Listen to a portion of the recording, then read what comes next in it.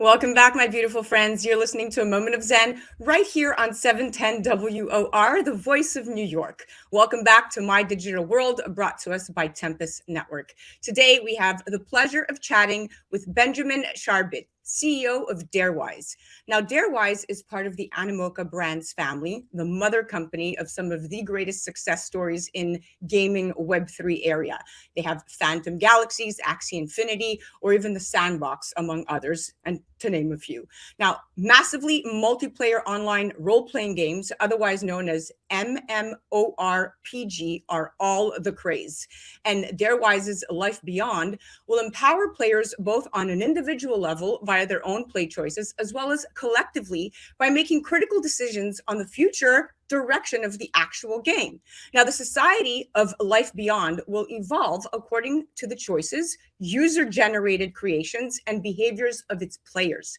Today, we're chatting about the future of gaming and its relation with Web3, player owned economies and digital societies, and what is play and earn versus free to play.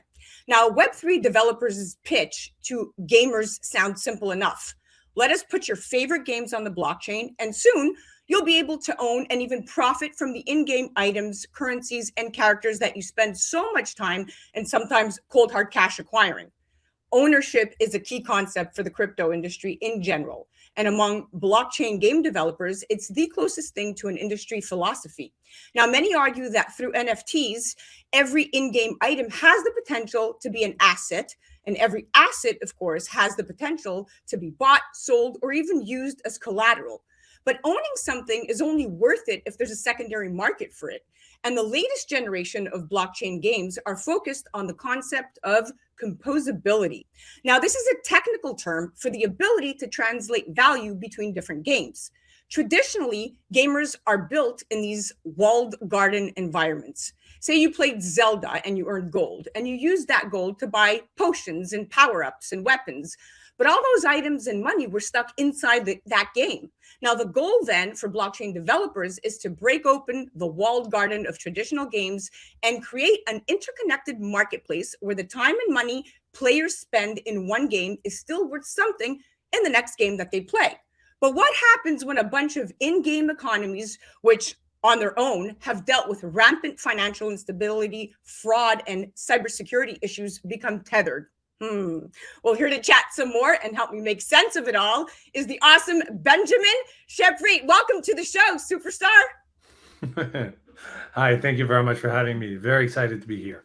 Very, very excited to have you on. So the first title is the first play and earn MMO, massively multiplayer online powered by Web3. Ben, you are the CEO of DareWise Entertainment and executive producer of Life Beyond. And Life Beyond will be free to play, right? F2P, and will have a low barrier of entry, so no need to purchase or even own an NFT to play. But after all of Animoca's success with play to earn, why did you decide to switch up the traditional model? Listen, I think play to earn was a very interesting experience to pave the way to a more broader um, type of economical behavior or social behavior that we'll see in games. It proved the way. It proved that it is possible to earn a disposable income by playing a game. And this really comes down to what is the definition of a game? Is it really just for fun, or is it going further? When you're an esport player, when you're a hardcore guild master, are you really doing it for fun, or are you getting into something bigger? And so, play to earn was the kind of a form of ultimate achievement there, where yeah, so if it's beyond fun, then you can earn a revenue. It was a very interesting experience, I think, and really showed something, but also introduced a much bigger, a much broader uh, type of experience that we will see in the future, where some will come for this, some will come for fun and just to play and to get entertained, some will come to lead communities, some will come to meet with friends and have a social experience. And I think this is what is really exciting. It's this, what is ahead is a breadth of different type of motivations that are going to drive this audience into these new, what I like to call, destinations.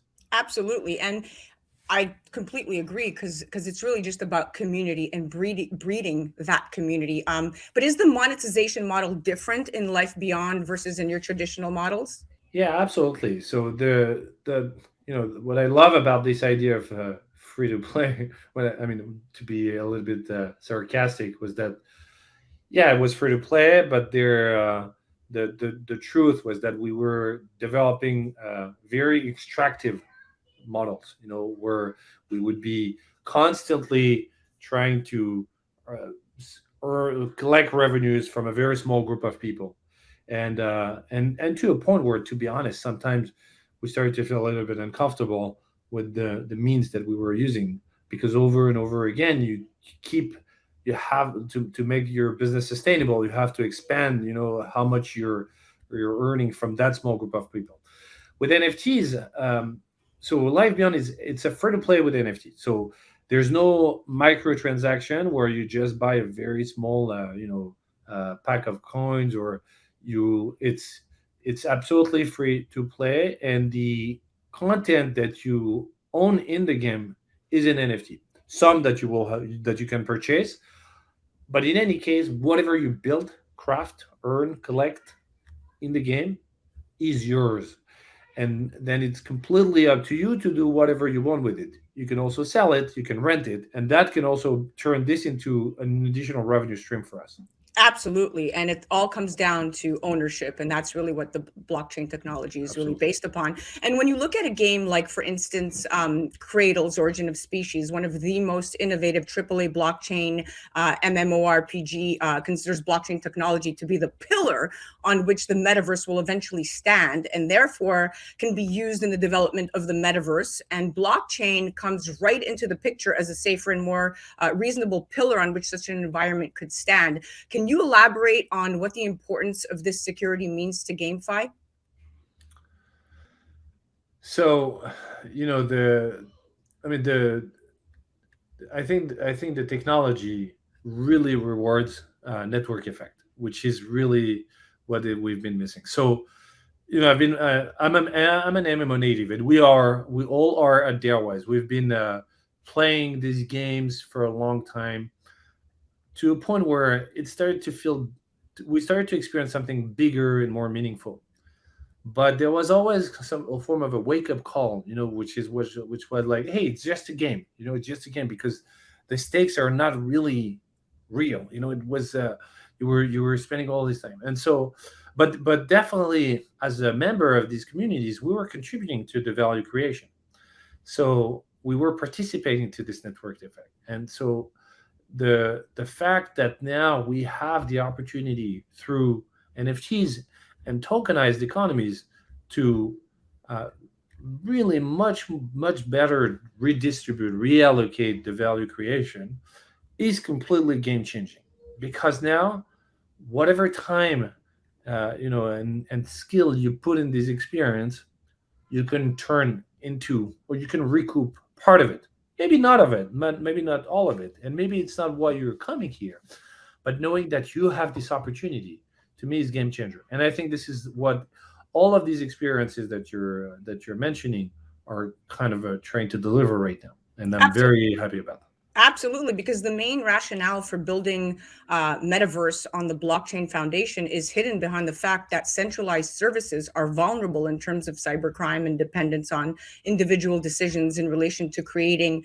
a complex and dynamic virtual environment. So obviously, this parlays very nicely, and it's really the perfect fit. I'm going to play devil's advocate here for just a little bit. All right. So early blockchain games such as Hunter Coin and CryptoKitties, which came out back in 2014 and 2017, respectively, were basically vehicles for mining cryptocurrencies. And the current crop of games, right, such as even Axie Infinity, hasn't really helped change that reputation, because if you remove the crypto component from Axie Infinity, you lose half the players. For many people who grew up playing really cool high graphics games, Axie doesn't really cut it. What do you say to that? You're right. So it's an easy thing to, but listen, there are a couple of things to say here, obviously. The first one is that's true that it it it could look originally as a gamified DeFi, and so it's like using all the recipes of DeFi or all the tools and the mechanisms of DeFi, but dressed up in a more playful and fun way. But does this really matter? To me, what matters is that in a country like the Philippines, where people don't own a bank account, a much bigger portion of the population starting creating a wallet and participating to this thing. The second thing is the size of the community. The how this community could start getting engaged. Our community manager, one of our community managers, is from the Philippines, and he's working with us on Life Beyond, and he's kind of an OG from that scene, and it's amazing to see how something like that completely boomed.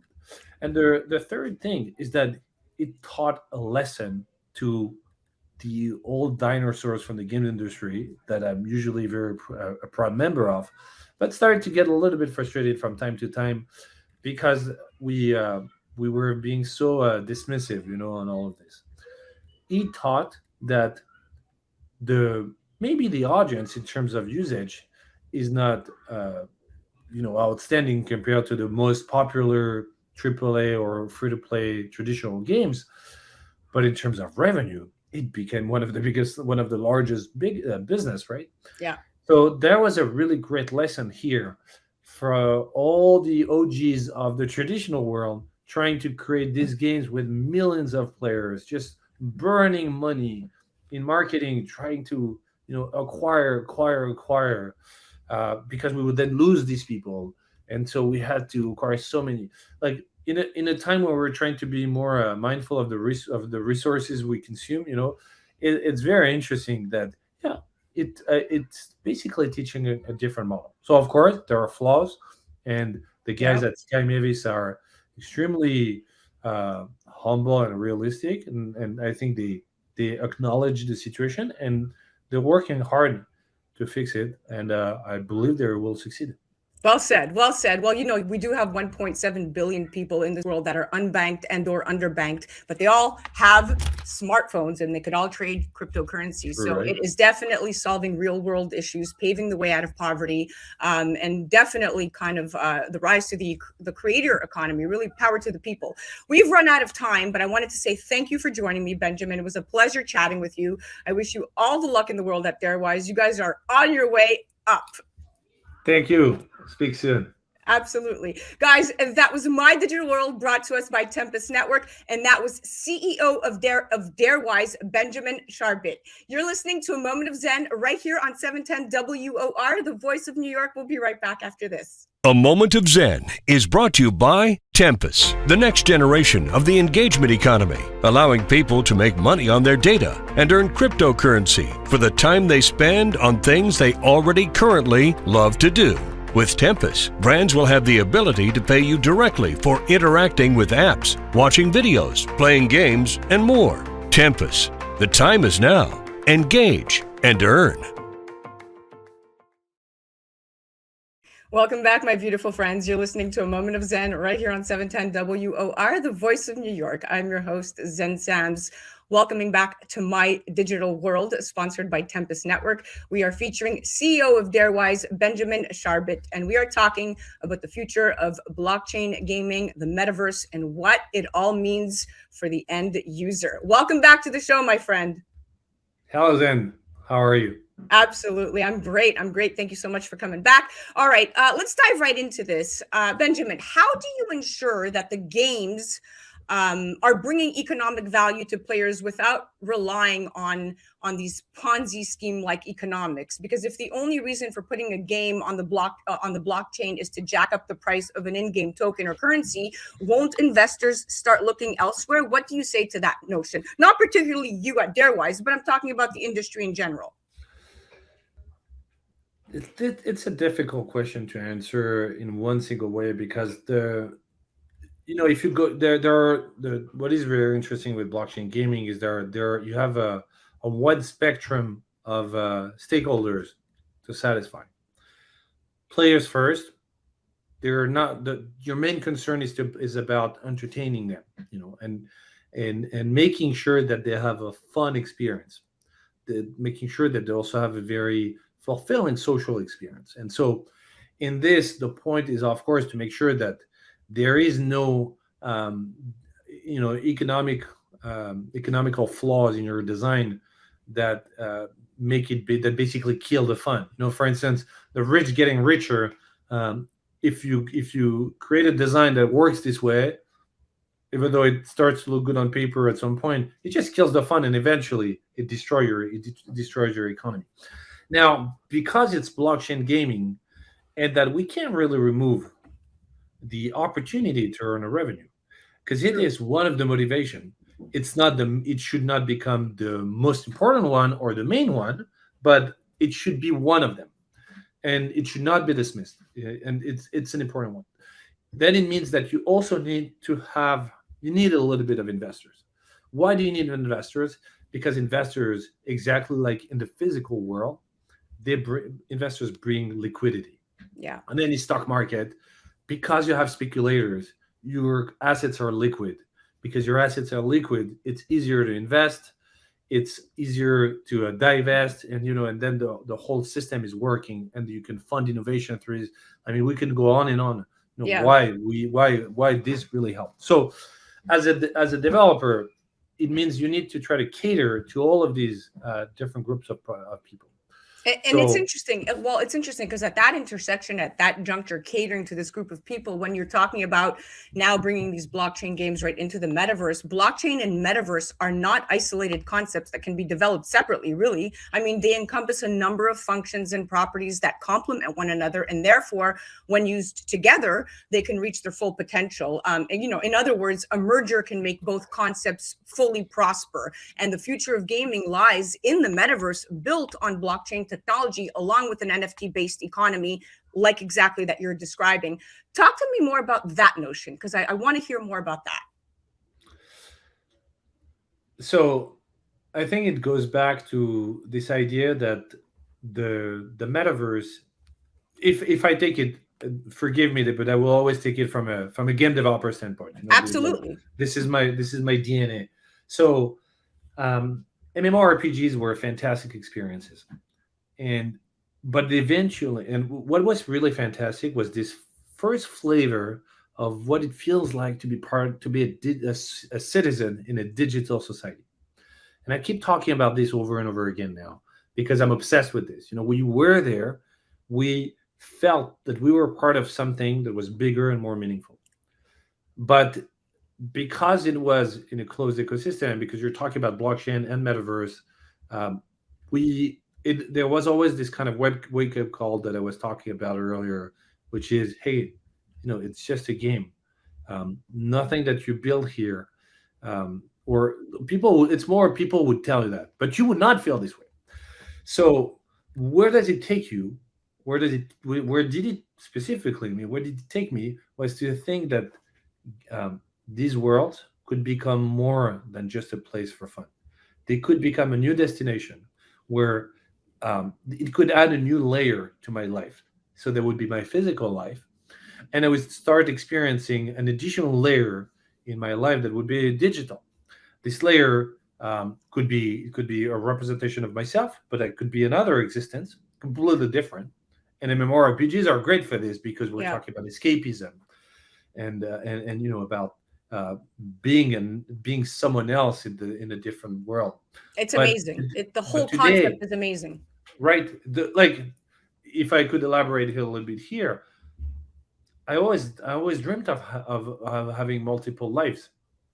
It's kind of frustrating that you can only have one, and especially when we know how much your life is kind of dictated by where you were born, your social background, the environment you're being raised, and so for instance, I grew up in Paris in a rather privileged environment. I would never have thought being a farmer, even though there are 4 million people who buy farming simulator every single year.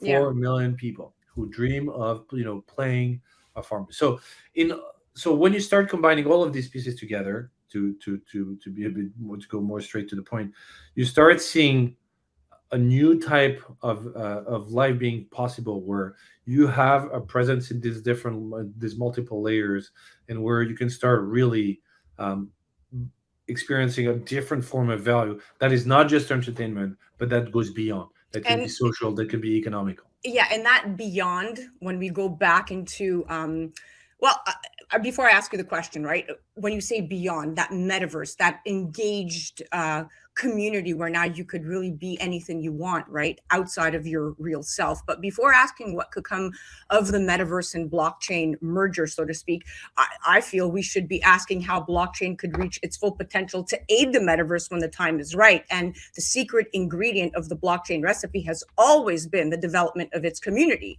So when you're talking about communities, it's really interesting because at DareWise, obviously, there's a need and an importance to build these online communities. Talk to me a little bit about that, and then we're out of time. Yeah, so it's interesting because we're not Web3 natives. We started as a traditional, game as a service company, building when we were building Life Beyond, we were more trying to build like a free to play MMO with this new generation of MMORPG. But we had a few things that naturally led us to Web3. The first was true ownership of your content, and that for that we were even supporting real money transaction between players. The second thing was open development.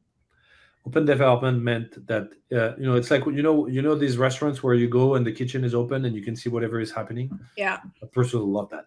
yeah, And me too. that was exactly the idea. Coming from, I was one of the game directors of Assassin's Creed, which is a massive production, massive development, 1,000 people, 5 years of development, like crazy budget, and we would hold everything close to our chest and only reveal very late.